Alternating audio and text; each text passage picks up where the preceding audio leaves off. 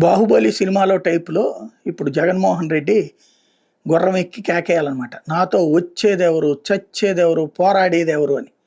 ఎందుకంటే ఇప్పుడు వాళ్ళంతట వాళ్ళుగా ప్రూవ్ చేసుకుంటున్నారు. తిరుపతోళ్ళు పోరాడారు, ఓడారు.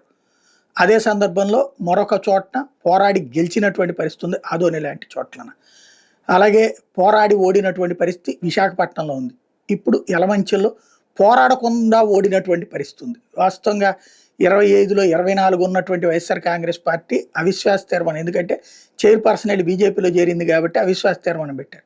ఇవాళ 22 మంది తమకే ఉన్నారు. ఎందుకంటే 19 మంది అవిశ్వాస తీర్మానం మీద సంతకం పెట్టారు. 17 మందో, 19 మంది.